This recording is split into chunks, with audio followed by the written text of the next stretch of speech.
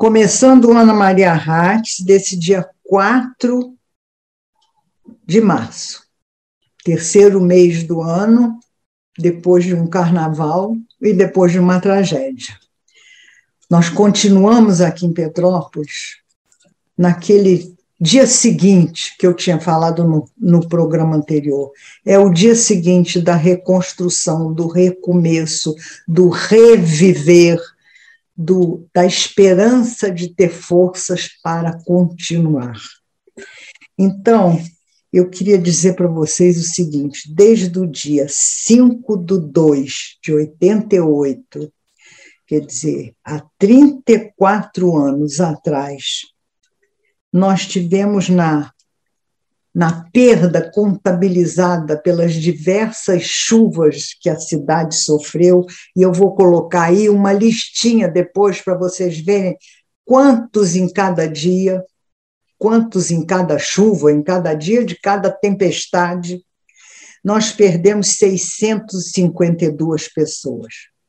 Gente, é muita coisa. A gente desprezar, de certa forma, 652 vidas que poderiam ter continuado o seu caminho de uma forma produtiva, alegre, com recursos, com capacidade de aproveitar o que a vida pode dar de bom, e não ter sua vida ceifada de maneira tão trágica.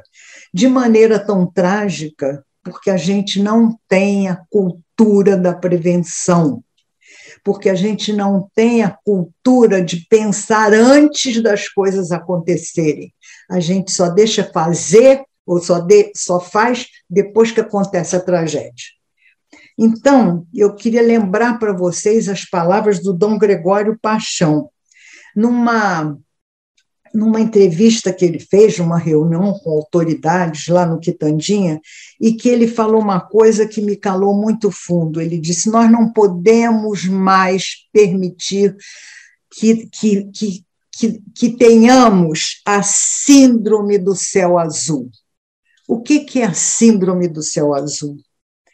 É que, passada a catástrofe, passada a chuva, a cidade vai voltando aos poucos à sua normalidade, vai lutando para se reconstruir, as ruas ficam limpas, as coisas vão sendo refeitas, né? As lojas se refazem e abrem, as praças e as pontes são refeitas e começam a ficar como eram, na medida do possível, e a gente esquece, olhando para o céu azul, aquilo pelo qual passamos, as consequências do que aconteceu, e a gente, de certa forma, esquece, volta à normalidade. Quer dizer, é uma forma até psicologicamente de fuga, não é? A gente olha o céu azul, a gente pensa não vai mais acontecer,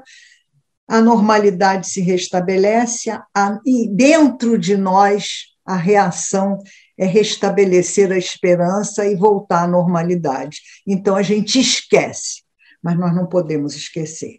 Essa síndrome não pode, como disse tão bem o nosso bispo diocesano, baixar aqui em Petrópolis e atingir todas as pessoas, e principalmente as autoridades. As autoridades têm que assumir a sua responsabilidade na prevenção, na maneira de educar o povo para sair, vamos dizer assim, sair da tragédia no momento em que ela se anuncia, porque hoje a gente tem, com esses radares precisíssimos, um anunciamento dessas chuvas torrenciais que vão ser mais constantes com alguns anos de antecedência.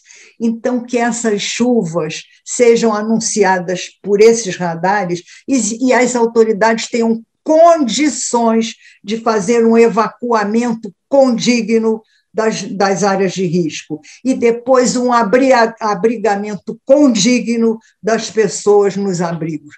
Porque hoje nós temos 6 abrigos na cidade, superlotados, infestados de Covid e de piolho, porque as pessoas foram para lá com seus animais, inclusive.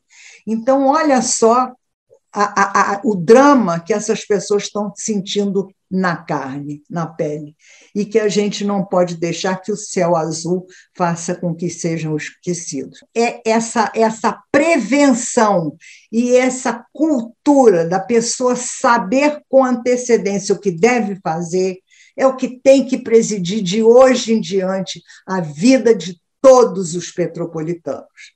Vamos passar, então, a esperar que todos nós tenhamos uma outra atitude perante a vida e perante aquilo que pode acontecer, principalmente as autoridades. Eu vou mostrar para vocês uma entrevista com Vicente Loureiro, que é urbanista e arquiteto, e que fala muito dessa questão da prevenção continuada através de medidas profiláticas que tem que se tomar. E o Ricardo Gonçalves, que conseguiu se reerguer depois de uma chuva dessas torrenciais que nós tivemos. Vamos passar essas entrevistas. Vamos falar agora com o urbanista e arquiteto Vicente Loureiro, que é nosso companheiro aqui de programa muitas vezes, e que, como eu, já presenciou várias ocasiões esse tipo de tragédia minimizada, não com a extensão trágica que aconteceu agora aqui na cidade de Petrópolis. E sempre que a gente se encontra, sempre que pode, nós trocamos ideias sobre as possibilidades de intervenções que o governo do Estado, nas suas 3 instâncias, federal, estadual e municipal, tem obrigação de fazer para resolver esse assunto. Então, eu acho que dessa vez foi assim, um tapa, não com luva de pelica, mas foi assim um tsunami que passou destruindo todos nós, a nossa capacidade de sofrer, de ver, de digerir tudo isso que aconteceu. Então, talvez, Vicente, obrigada por você, eu sei que você está em Portugal, obrigada por você nos dar esse tempo seu aí, talvez isso, nesse ano, que a gente está num ano pré-eleitoral, inclusive, seja a forma que Petrópolis, que já foi berço de berço de projetos, de decretos, de atos tão importantes para a história do nosso país, que mudaram várias coisas, como a República, como a abolição e outras coisas mais, agora sirva de modelo e de impulso para que realmente a gente consiga resolver esse problema habitacional aqui na cidade e no país como um todo. É isso que eu queria deixar a palavra com você, te agradecendo muito e esperando que você nos dê soluções emergenciais, mais a médio prazo, mais a longo prazo, mas que sejam realmente possíveis e necessárias para que a gente saia dessa situação finalmente. Obrigado, Ana. Eu acho que é muito oportuno. Fiz questão de atender o seu convite, porque eu acho que é em cima do lance, né? E acho que é momento da gente aproveitar, todos impactados pela essa tragédia, como você disse aí, anunciada, para encontrarmos caminhos, né? ou apresentarmos saídas que permitam, no curto, no médio e longo prazo, como você citou, dar à população de Petrópolis a segurança, né, de viver em paz, né? Porque eu acho que uma parte aí dos 120 ou 130 imóveis, talvez um pouco mais que a cidade tem, né, uma parte deles aí, talvez uns 15%, 20% estejam em áreas de risco ou de alto risco, e toda vez que chove, toda vez que arma um temporal, as pessoas, né, entram em sobressalto, né, em tensão, com receio do que pode vir a acontecer. Então, em nome dessa tranquilidade, dessa paz, né, que a gente precisa perseguir, né, para oferecer à população essa condição de viver em paz, no sentido de poder saber que, né, quando acontecer de novo, né, as condições vão estar mais seguras, ou pelo menos as condições de preservação da vida, mesmo não sendo no local, podem estar mais presentes. Eu vou começar por uma referência, uma experiência que eu visitei no Brasil mesmo, em Blumenau, que eu acho que vale a pena como benchmark. Não estou atualizado exatamente como as coisas estão hoje, mas aconteceu lá muitos avanços no sentido dessa prevenção. Na perspectiva do seguinte, temos um problema, né, que a cidade está sujeita, no caso deles, a inundações frequentes, anuais, do rio Itajaí. Você lembra, tivemos um amigo que uma vez fez um trabalho conosco aí em Petrópolis, que era daquela região, e falava do drama que era as enchentes do rio Itajaí. Então, eles perceberam que, para resolver, não ter mais esse tipo de problema, demanda muito tempo, muito gasto. Então, resolveram fazer o seguinte: vai acontecer de novo, todo ano. Como é que a gente faz para não ter risco de morte, tanto risco de morte, e não ter tantas perdas? Como é que a gente organiza a cidade para isso? E fizeram um sistema de defesa civil com muita participação da sociedade organizada, uma rede de escolas, de diretores de escolas públicas, privadas, todas mobilizadas, né, onde tinham ginásios cobertos, locais de fácil acesso, de mais fácil acesso, mais seguros, para virarem centros de referência para, quando já percebendo que ia acontecer a enchente. Hoje os radares, temos tecnologia hoje, sistemas, né, de informática que pode desenvolver, né, com antecedência, avisar com antecedência o que vai acontecer. A partir disso, com um sistema de comunicação também muito azeitado, com celular, com rádio amador e outros, né, equipamentos, eles fazem alto-falante, eles têm um sistema de aviso. E as pessoas vão direto, sabem, as pessoas de cada comunidade sabem para onde devem se dirigir naquelas situações. Vai chover daqui a 6 horas, por favor, dirijam-se, tal. E elas vão ser recebidas, a equipe da Defesa Civil Social mobilizada também já se dirige para lá para organizar, né, a recepção desses possíveis atingidos pelas enchentes.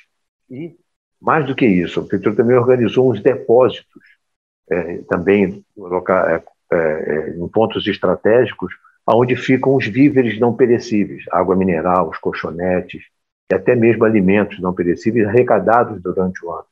Não nessa loucura que acontece quando aparece a tragédia e sai, né, um movimento muito bem-vindo, mas lá eles conseguiram fazer isso de forma mais antecipada, fazer a solidariedade ocorrer sempre, e não pós a tragédia, né, que ela ocorre, ela é bem-vinda, mas ela não tem caráter preventivo. Lá eles conseguiram dar um caráter preventivo a essa solidariedade, né, que é muito importante também nesse momento. Então, esse sistema de defesa civil organizadíssimo, que funciona, que tem um nível de previsibilidade muito confiável, eu acho que é a primeira medida que a gente precisa ter. Vai chover, de novo, vai chover intensamente, as mudanças climáticas estão aí, não dá para arrumar a cidade e transferir de lugar essas famílias do alto risco da noite para o dia. É preciso tempo, dinheiro e muita tecnologia, muita ciência para fazer direito, e isso leva tempo. Enquanto esse horizonte, né, de dar segurança concreta às moradias existentes e transferir aquelas que não podem mais ficar nas áreas consagradas de risco, enquanto isso não acontece, vamos trabalhar para que nas ocorrências, nas novas ocorrências, novas trombas d'água, né, o menor número de pessoas sejam atingidas. A gente não pode admitir que isso não dá para dizer que não vai acontecer, porque vai acontecer. O que a gente pode dizer, vamos tornar inadmissível que morra tanta gente por conta disso. Na medida que a gente pode se prevenir, a gente pode avisar, e eu acho que a experiência de Blumenau é uma experiência interessante no Brasil, mas há muito que aprender com o Japão, com outros países que lidam muito, né? O Tahiti também, com tufões, com tsunamis. Então, há muito que aprender com esses países, dessas experiências de prevenção, de saber lidar com o problema enquanto a gente não encontra a solução, né? E a inclusão de todos esses que vivem em área de risco. Eu acho que meu primeiro recado, minha primeira reflexão com você é sobre essa atitude de prevenção, de mobilização, de conscientização, de trabalho nas escolas permanente, no sentido das pessoas saberem que moram num lugar que precisa de cuidados, que precisa de atenção, e que no primeiro chamamento devem procurar um lugar seguro, combinado, né, já preparado para recebê-las naquele período em que as chuvas estiverem ocorrendo e causando os estragos que costumam causar. Então, Vicente, aí eu queria só fazer com você assim um lembrete. Por exemplo, aqui em Petrópolis, a gente não tem ainda esse grau de organização popular contra intempéries, vamos dizer assim. Mas a Defesa Civil instalou sirenes e campainhas em vários lugares e elencou, inclusive, alguns pontos de referência e de apoio para que, na hora em que começassem as chuvas em alto risco ou em alto grau, as pessoas daquela comunidade ou daquele local que tem, de certa forma, um perigo iminente, se deslocassem para esses pontos de apoio. Claro que não tem, vamos dizer assim, reserva de mantimentos, nem de gênero, nada disso existe. É um ponto de apoio assim, é uma escola sem nenhuma infraestrutura, é a associação de moradores, sem nenhuma infraestrutura, mas são pontos de apoio. A Defesa Civil diz que já fez, inclusive, treinamento com essas pessoas para essas evacuações em horas de necessidade.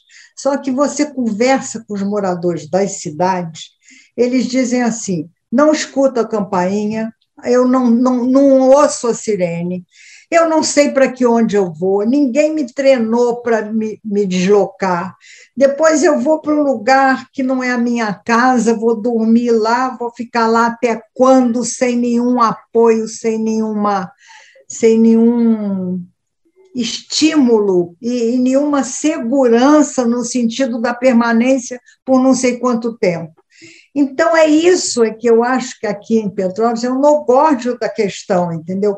Como organizar essas campanhas de treinamento das pessoas, entendeu? Porque tinha que ter um treinamento como tem, né, para, sei lá, para invasão de bomba nuclear, sei lá, uma coisa assim de uma repercussão e de uma dimensão estratosférica, era o que tinha que acontecer, enquanto a gente não consegue, primeiro, na minha opinião, detectar as pedras mais assim de precipitação mais eminente que estão acontecendo, que a gente vê daqui de baixo, a gente sabe quais são. Então, não haveria uma possibilidade de um trabalho de escoramento urgente dessas pedras ou de detonação dessas pedras para elas acabarem de existir de uma vez, antes de se deslocar toda uma população de um lugar que a gente sabe que ainda não foi escolhido o local, não tem o dinheiro, não existe um plano habitacional nacional, e que fica aquela, sabe, se criam projetos, Minha Casa Minha Vida, Minha Casa não sei o que lá, começa alguma coisa e morre no meio do caminho, porque não tem recurso, as empreiteiras não fazem direito, os trabalhos nesses conjuntos habitacionais começam a surgir cada vez piores, quer dizer, você tira as pessoas de um lugar para botar em outro, sem segurança. Como é que a gente vai resolver isso? Não são excludentes as medidas. Eu citava a prevenção como uma necessidade de mobilização permanente, usando as crianças, as escolas, criando criando essa consciência de que é preciso atender os apelos, é preciso organizar melhor a comunicação, enfim. Esse é um trabalho que não dá para não fazer.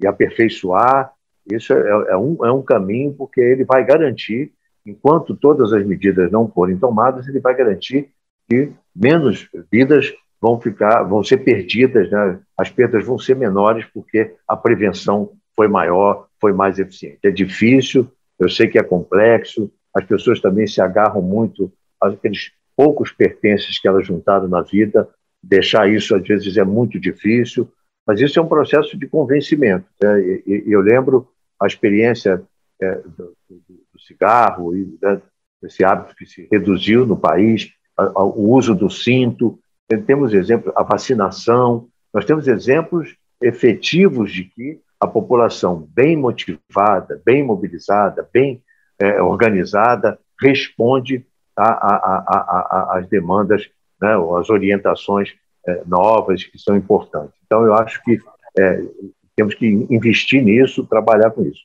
Esse outro ponto que você fala, de uma determinação mais urgente, mais precisa também, das áreas de mais risco, de risco mais eminente, né, para novas intempéries como essa, para que obras de prevenção, sejam elas de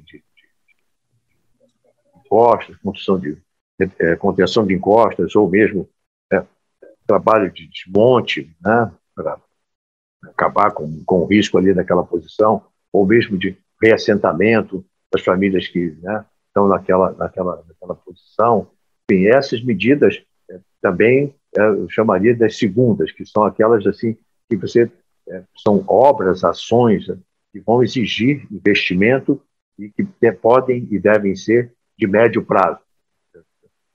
Fazer com que essas ações permitam que, no médio prazo, a gente tenha também reduzido as áreas de altíssimo risco. E terceiro, e também, tudo concomitante, nada, uma coisa não exclui a outra, volto a dizer. E terceiro, é um programa habitacional. Eu acho que é preciso que o município brasileiro, não só Petrópolis, tenha mais domínio sobre essa política, que sempre ficou a cargo do governo federal, da Caixa Econômica, que não tem dado conta, né? Petrópolis é um exemplo, não é o único, mas é um exemplo disso, porque boa parte da expansão da cidade, dessas habitações precárias, se deu porque a população não conseguiu ter acesso aos programas habitacionais. Muda o governo, muda o nome, né?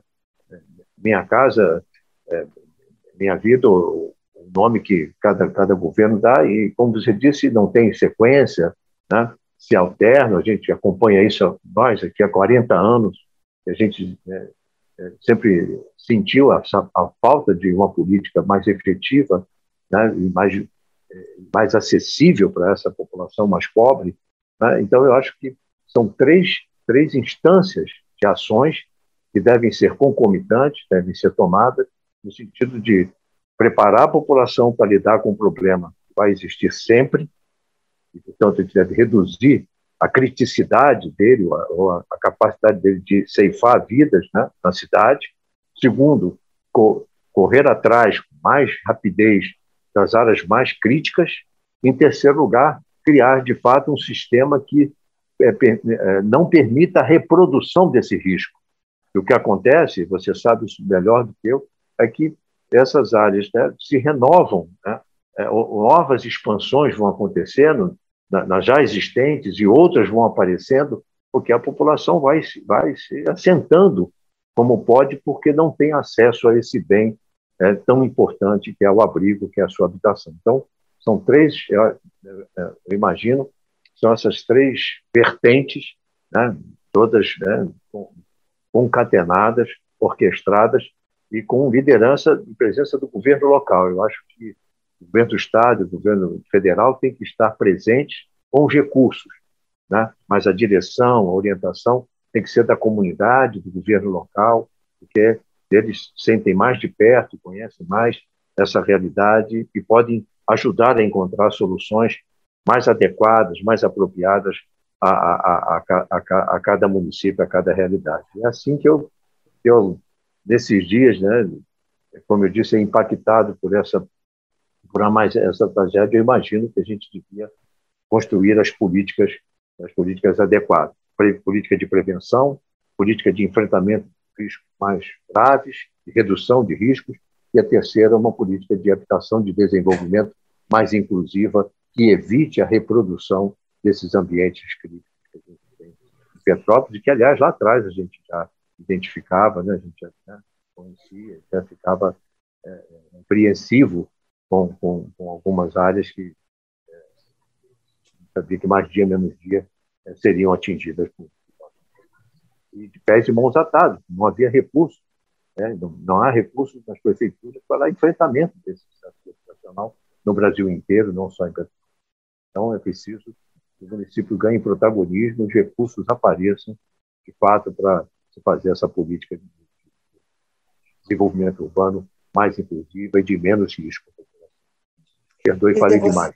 Não, quer dizer que você acha que, por exemplo, nós tínhamos necessidade de uma cultura de prevenção, né? Com campanhas periódicas, sistemáticas, né? E maciças nos meios de comunicação, que fizesse com que as pessoas assumissem a prevenção como o uso de máscara agora por causa da pandemia, um negócio assim, né? Tão maciço como um estado de guerra. Isso. Ameaça de guerra. Isso. Desculpa a grosseria, mas é mais ou menos isso. E depois disso, um outro, quer dizer, esse seria o imediato. Depois, a médio prazo, detectar as áreas de risco. De alto risco, como você citou, e atuar nela. Obras de contenção, obras de reassentamento, obras de redução desses riscos. Né? Redução de danos, né? Usando uma frase que é muito usada nos NAs e AAs da vida, isso, né? Uma política de redução de danos. Exatamente. E, em terceiro, uma política permanente, eficiente, né? E geral, de habitação popular segura para todos os moradores. É isso? Desenvolver a cidade sem reproduzir essas áreas de risco, sem as pessoas estarem penduradas nessas encostas declivosas e sujeitas a esses deslizamentos, ou nas áreas mais ribeirinhas também sujeitas às inundações e às correntezas de grande intensidade. É isso. É muito bem lembrado todos esses 3 pontos. Eu acho que é um desafio enorme, mas a gente meter isso na cabeça dos governantes agora é um desafio maior ainda. Eu acho que é maior ainda o desafio de tirar a politicagem do caminho e não é de separar o cuidado com a vida da vocação de orientar para o voto, né? São 2 coisas completamente diferentes, porque na hora do voto eles fazem qualquer negócio, eu falo em geral da classe política. O voto oblitera qualquer raciocínio. Agora, na hora de ver uma tragédia dessa, todos se eximem da responsabilidade. A verdade é essa. São todas 3 distintas, complementares entre si e políticas de Estado, não daquele governo. Se a gente não entender assim, como ações permanentes que atravessam governos, a gente não vai resolver. Não tem milagre. E cada vez essas intempéries vão ser mais frequentes por causa do aquecimento global, da necessidade de sustentabilidade e cuidado com o meio ambiente que a gente não teve até hoje também, né? É isso aí. Eu visitei cidades, tive a oportunidade na Ásia, por exemplo, onde tem o risco de guerra, nações ali, Coreia, própria China, enfim, cidades como Singapura, por exemplo, todos os edifícios todos os apartamentos têm um bunker, todo de concreto, de 2x2, onde, em caso de bombardeio, as pessoas, pelo menos ali, vão se proteger, vão proteger a vida. É assim, isso custa dinheiro, custa caro, mas aquelas, não é só essa, eu estou dando esse exemplo, mas outras, e por conta de risco, de conflito, etc., também construir uma política de defesa de guerra, com bunkers individuais nas residências, mas também coletivos. Então, eu acho que, fazendo um paralelo, eu diria que a gente precisa fazer esse tipo de atitude, né? Onde tem ameaça contra a vida humana, né? Regular, repetida várias vezes, volta e meia acontece, e a gente precisa começar a trabalhar com isso. Temos que resolver isso de maneira preventiva. Por exemplo, tem lugares como o Haiti, por conta de tufões, de maremotos, trabalham muito e às vezes ficam 2, 3 dias, a cidade para preventivamente para preservar vidas. Então, os radares, a tecnologia tem um papel muito importante no aviso e na construção dessa atitude de prevenção, e a sociedade respeita, porque sabe que senão tem um risco de morte. E acho que esse olhar, reconheço que é difícil, mas eu acho que a gente precisa entender que eu não sei, estou desatualizado, já são quase 200 mortes, né, aí em Petrópolis, né? Mais ou menos. Já estamos chegando a esse número. Reduzir 600 e tantos desabrigados e 80 e tantos desaparecidos. Quer dizer, a gente ainda não sabe onde essas pessoas estão soterradas, porque agora já estão soterradas. Né? Reduzir essa quantidade é a missão principal dessa atitude preventiva, né? Eu acho que profissionalizar mais a defesa civil, investir nesses quadros, trabalhar com capital social das escolas, né, da sociedade, né, e jogar todo esse receio, esse temor em ação proativa, né, não ficar, né, vamos agir então para proteger vidas, né, e trabalhar com prevenção. Eu acho que isso está mais ao nosso alcance, é mais barato e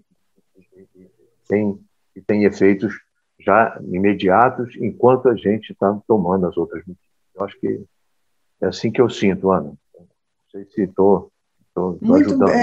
Eu acho que é isso mesmo. Você lembrou os pontos cruciais da coisa e possíveis da gente chegar, né? Sem quimeras, sem elucubrações, sem nada de faraônico, né? Ficar procurando culpados, sabe? Vamos jogar energia para resolver, para enfrentar, sabe? Fica uma história se você olhar para a história de como isso aconteceu, como chegamos a isso, toda a sociedade é responsável, né? Todo um conjunto de coisas que vale a pena uma análise e tal, mas como ação política, eu acho que a gente tem que fazer olhar para frente e trabalhar no sentido de reduzir os riscos de morte. Isso que eu acho que é a principal. É isso aí, quer dizer, a autocrítica pessoal, comunitária, social e política tem que ser feita por cada um de nós, né? Dirigir toda essa energia no sentido de construção de mais segurança para todos, né? Preservar o máximo de vidas. Toda vez que chover, a gente está consciente de que se fez o melhor para reduzir essas perdas. Essa é a nossa missão. Tá bom, Vicente, muito obrigada. Uma pena que você não esteja aqui para nos ajudar nesse momento. Não, um beijo grande. De volta. Que bom, também. Que bom. Um beijo grande.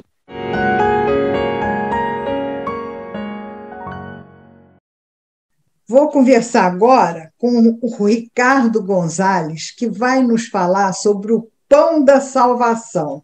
Olha que nome, tudo que a gente precisa nesse momento é salvação, né, para sair dessa situação. Então, o Ricardo vai nos explicar como é que ele conseguiu, tendo um revés na vida dele, sair dessa situação fabricando pão.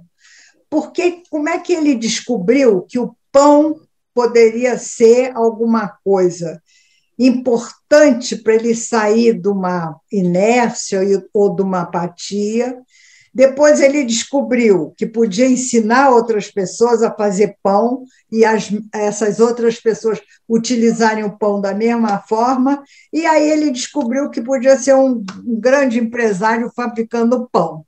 Então, ele vai dizer todo esse caminhar dele, como é que é. Ricardo, é um prazer ter você aqui, lembrando do seu pai através de você, não é? Muito importante. Quanto tempo, né? Quanto tempo, mas muito. Meu pai foi secretário do seu marido, do Dr. Paulo Hartz, né? Duas vezes. Dois governos. Num ele foi presidente da CAEMP, outro eu não sei o que ele foi, acho que era serviços públicos, o negócio alguma coisa assim. Isso. Né? Mas o Paulo gostava muito dele, ele foi muito amigo nosso e muito atuante, muito. Com certeza. Acho que ele passou isso para você, né? Você herdou essa coisa de batalhador, né? Isso. E a gente gosta de Petrópolis, né? A gente gosta de Petrópolis, a gente tem um carinho enorme por essa cidade, a gente procura fazer tudo de melhor para ter Petrópolis elevada ao nível que ela merece, né? É isso aí. Então, conta para a gente, Ricardo, como é que foi isso? Como é que você começou a fazer o pão? Primeiro para você pessoalmente. O que acontece, Ana, é que eu tive uma loja nas Duas Pontes, Coronel Veiga, né? Que a gente foi uma loja familiar, que meu pai participava, inclusive, da loja, e nós perdemos aquela loja lá em 2 ocasiões. Era uma pet shop, né? Uma loja de produtos de animais, né? Ração e apetrechos, e a gente perdeu aquela loja em duas ocasiões, uma em 1988, naquela chuva que foi catastrófica, né? Que nós perdemos tudo ali. E outra ocasião foi em 2003, no ano de 2003, que foi uma chuva também que ocorreu em Petrópolis, que foi assim, durante a madrugada, destruiu minha loja inteira. Aí, na primeira chuva, estava eu, meus irmãos, meu pai, a loja era mais gerida pela família toda. Então, a gente tinha um pouco mais de força. Na segunda ocasião, a gente continuou nessa primeira, né? E na segunda ocasião, eu estava um pouco mais sozinho, enfrentei um pouco mais de dificuldade e acabei fechando a loja no mesmo ano, 2003, mais no fim do ano. Fiquei uns meses ali tentando bater cabeça, muita dívida, muita conta, e aí eu passei uns 2 ou 3 anos para frente com muita dificuldade, apesar da minha loja vender bem, tudo, passei uma fase difícil na minha vida. E aí, Ana, o que aconteceu é que eu culminou aí em 2008, uma fase que eu precisava ir na padaria para comprar meu pão e tudo, e não tinha dinheiro, entendeu? Eu estava com pouco dinheiro, passava 2, 3 dias assim, precisando comprar pães, e enfiava a mão no meu bolso, e às vezes, dias seguidos, eu não tinha 2, 3 reais para ir na padaria comprar pão. E aí isso me inspirou a começar a fazer um pão, pesquisar na receita na internet, falei, eu vou virar o padeiro aqui em casa, né? Então eu pesquisei uma receita na internet, comecei a fazer o meu pão em casa, entendeu? Para o meu sustento. Aí, ao mesmo tempo, isso aí eu tive a ajuda de um ex-cliente lá da nossa loja, que era, inclusive, presidente do Sindicato de Padeiro aqui de Petrópolis, deve até conhecer o Roberto Badro, né? E o Roberto me convidou para ir uma vez numa feira lá em São Paulo, que era FIPAM, de pães.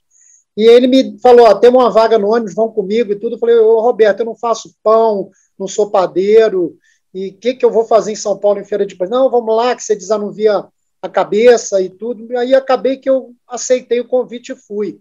Quando eu cheguei em São Paulo, que vi aquela feira maravilhosa, aí eu percebi que eu poderia, com aquele pãozinho que eu estava fazendo para mim, para o meu sustento, eu poderia voltar para Petrópolis e começar a produzir esse pão de uma forma que me gerasse uma renda, né?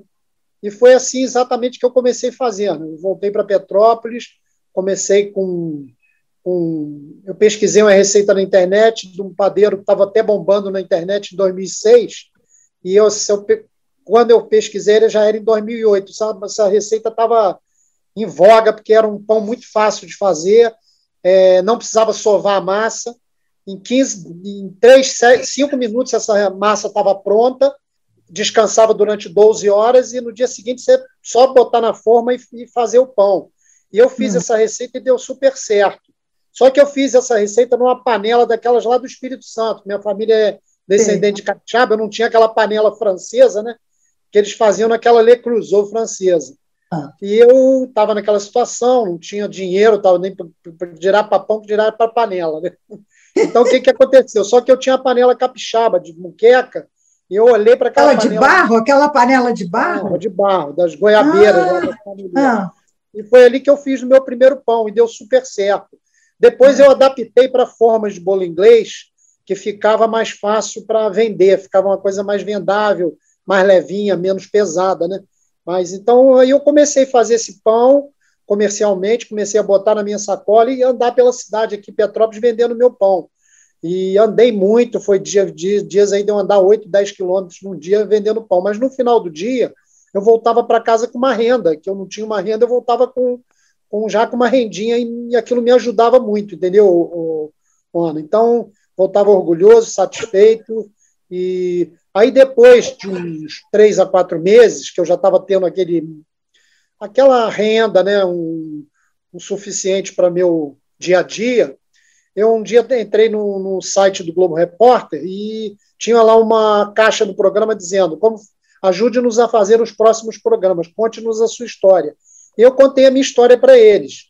E aí eles falaram: a tua história é muito bacana, me ligaram no dia seguinte: Ricardo, tua história é bacana e tudo, você não quer vir contar no programa a tua história para o Brasil inteiro ver? Falei: vou. Então a gente vai mandar a equipe de gravação subir amanhã, ou quarta-feira, ou semana que vem. Podemos? Aí eu falei: pode vir. Na segunda-feira eles vieram. Aí vieram com o Elter Duarte e mais a equipe, ficaram aqui 3 dias e gravaram. E aí, durante a entrevista, o Elter ainda chegou e me falou: Ricardo, podemos falar que esse pão é o pão da sua salvação? E aí eu falei: sim, o pão da minha salvação. Então, na verdade, foi até o Elter Duarte, repórter da Globo, que aventou esse nome, né? Que sugeriu esse nome, né? Pão da salvação. E aí acabou que ficou esse nome, entendeu? Um pão que me salvou mesmo. É um pão fácil de fazer, barato, super barato. Então, é um pão de forma. É um pão de forma integral, sem açúcar. É um pão de longa fermentação. É um pão excelente, entendeu? É um pão que tem tudo que um bom pão deve ter. Você começou a desenvolver, então, o teu negócio, é isso? Aí o que aconteceu? Depois desse evento aí da Globo, realmente isso me deu uma visibilidade muito grande e eu comecei a ser convidado até pela prefeitura para eventos, Petrópolis Gourmet, e outros eventos aí pela cidade e fora daqui também. Fui para fora, São Paulo, Rio e Nordeste também. Mas foi assim, paulatinamente eu fui, ao mesmo tempo eu fui estudando, gostando da panificação. Depois recebi um convite para ser professor no Senac, fazer um teste para o Senac, que estava precisando de professor de panificação. E eu fiz o teste lá, fui aprovado, fiquei 4 anos na cadeira de panificação do Senac, aqui de Petrópolis. Aí fui para o Rio também, rodei os Senacs do Rio todinho e fui gostando cada vez mais, fui autodidata, aprendendo, entendeu, Ana? Então, isso aí foi uma bênção muito grande que eu tive de Deus também, entendeu? Um dom que eu fui adquirindo, inato, que eu não tinha assim, e que aos poucos fui aperfeiçoando, né? E me apaixonando. Foi uma coisa que eu fui me apaixonando e depois eu também participei, fui convidado a participar, me inscrevi no maior concurso de padaria do Brasil, que é realizado em São Paulo, com mais de 400 padeiros do Brasil inteiro. Eles selecionam 10 padeiros, e entre esses 10 eu disputei. Eu tive 4 anos seguidos lá em São Paulo, disputando esse concurso Baker Top. E em 2015 eu cheguei à medalha de prata, fiquei em 2º lugar, entendeu? Poxa, parabéns! É um orgulho muito grande que eu tive aí para trazer esse título aí, 2º lugar, para Petrópolis, né? E agora, como é que você resolveu dar essas aulas? E aí o que acontece? Eu, depois que vi essa situação toda que a nossa cidade passou, lembrei muito de tudo que eu passei lá atrás, né? E eu já venho dando umas aulas há uns 2 anos atrás, Ana, que eu criei uns grupos. Primeiro, criei um grupo gratuito no WhatsApp. Tem um grupo que já funciona há 2 anos. E eu dou uma aula por semana nesse grupo.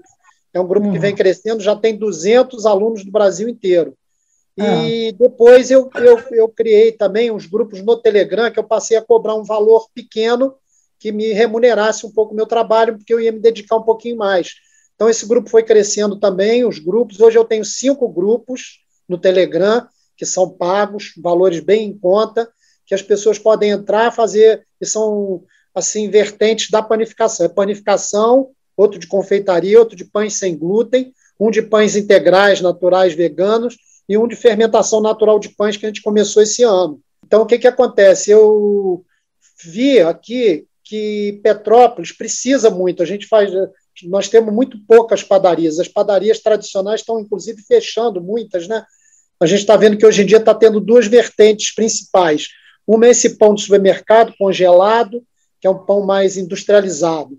E outro seria as padarias mais artesanais, que fazem esse pão de fermentação natural, um pão mais, né, com um valor agregado maior, né? Então, eu tenho a minha opinião, Ana, que eu acho que no futuro as padarias vão caminhar para isso, sabe? Uhum. Ou vai ser essa padaria de mercado, fazendo esse pão congelado, cheio de química, e por outro lado, a gente ter um espaço, nicho para crescer essa padaria artesanal, que é uma padaria mais elaborada, pães de longa fermentação natural, né? Então, que essa padaria tradicional, ela vai tender a desaparecer, na minha opinião, entendeu? Então, eu acho assim que Petrópolis, depois que eu vi essa questão toda dessa tragédia que a gente está vivendo, muita gente aí sem perspectiva, desempregada, sem ter como recomeçar o negócio, né? E muitas vezes o negócio demanda um investimento alto, né? E a panificação tem essa vantagem, a gente pode começar em casa com muito pouco, entendeu? Muito pouca grana. E trabalhando ali poucas horas por dia, não muitas horas, você pode ter uma rendinha boa. Começar, inclusive, a fazer com esse pão da salvação, eu te garanto que a pessoa pode ter uma renda aí de 2, 3 salários aí trabalhando pouco, já para começar, entendeu? Que beleza, que beleza. Aí essa semana eu também tive aí eu resolvi criar um grupo à parte, né, para divulgar meu trabalho e convidar os petropolitanos a participar desse grupo, que é um grupo só de petropolitanos, para eu dar uma aula por semana, que eu tinha sexta-feira livre. Então, eu resolvi, nas sextas-feiras, me dedicar a esse grupo, que já temos 18 inscritos, quase 20. Tem 2 promessas de inscrição, mas inscritos temos 18. Então, já temos 18 alunos inscritos, todos petropolitanos, que vão começar a fazer comigo essas aulas online, entendeu, Ana? Mas a minha ideia é fazer uma escola de panificação em Petrópolis. E eu estou em conversações com alguns órgãos aqui da cidade, né, para a gente já conseguir um forno para Petrópolis, que está vindo lá de Pouso Alegre, da indústria prática, conseguir uma doação de um forno maravilhoso, é um forno turbo, completo, um forno de alto performance, entendeu? Para a gente poder colocar num local aí e começar a dar essas aulas, entendeu? Então, assim, aí seriam aulas presenciais. Aí seriam aulas presenciais, que é uma... na verdade, eu sempre tive esse sonho de fazer uma escola em Petrópolis, de panificação. Mas o que no momento você está fazendo? É aula online? Aula online, isso. Então, por exemplo, apesar da pandemia e da tragédia, quem quiser se inscrever nessa tua aula online ainda pode? Pode, a gente tem vaga. Como é que faz para se inscrever? Porque, Ana, essa questão das minhas aulas é o seguinte: eu posso ter infinitas pessoas assistindo, entendeu? Entendi. Eu criei um sistema que eu boto 6 pessoas fazendo o pão na sala, os 6 primeiros que aparecerem na sala no horário da aula, postarem foto lá de tudo pesado, escalado direitinho, esses 6 vão fazer comigo ativamente. Entendi. Os outros todos entram assistindo e aprendendo. Deixa um contato teu para as pessoas, tipo, a gente vai divulgar e as pessoas vão te procurar para você ajudar nesse sentido. Isso, eu tenho o meu Instagram, que é Ricardo Gonzalez, com Z no meio e Z no final, Baker, né? B-A-K-E-R, que é padeiro em inglês. Ricardo Gonzalez Baker, um nome só. Esse é meu Instagram, tem 2.000 fotos lá do meu trabalho, todo o meu trabalho documentado lá. Aí tem também esse meu telefone, né, que é para contato, que é 24 9 9850 7979. 24 9 9850 7979. Todo mundo que for da cidade pode me procurar, pode se inscrever, eu vou garantir inserção imediata nos grupos, via Telegram, E a gente vai começar as aulas agora em março, entendeu? Estou acabando de organizar a turma para, logo depois do carnaval, a gente já poder começar, o pessoal botar a mão na massa e começar a ganhar dinheiro, ter uma rendinha e ficar orgulhoso e feliz. Perfeito, Ricardo. Então, eu desejo que as pessoas te procurem e que você ajude muita gente, como você também foi ajudado no começo, né? E deu certo. E esse teu depoimento é uma coisa muito positiva no sentido de estimular as pessoas, né? Isso. Então, eu estou previsto também, ainda não tenho local, talvez eu estou em negociações até com a FASE, com a Faculdade de Medicina.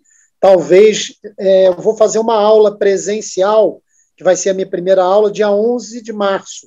Entendi. A princípio, não sei ainda, porque eles estão vendo lá a questão de espaço, mas na FASE, talvez.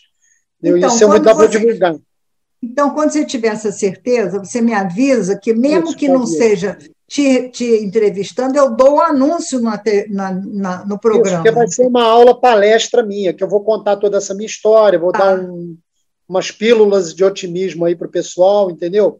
E umas dicas boas de como começar com pouco, entendeu? E fazendo... Eu costumo dizer, Ana, para os meus alunos, que o bom profissional é aquele que consegue fazer o melhor que ele puder fazer com o que ele tem à mão. Então, o fato de você ter um forno caseiro não quer dizer que você não possa fazer bons pães, entendeu?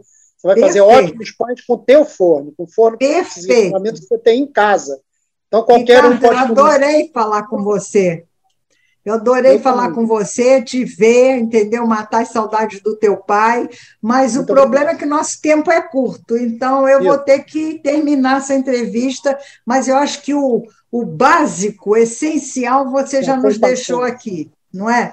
E o resto a gente vai complementando na medida que você for desenvolvendo o projeto, tá bom? Isso. Muito obrigada mesmo. Muito obrigada a você, Ricardo. Foi um prazer.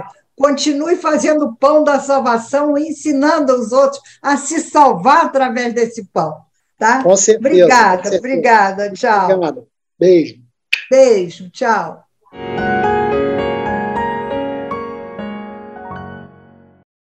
Terminando o programa de hoje, eu vou só mostrar para vocês as datas e o número de perdas que nós tivemos durante esses 34 anos.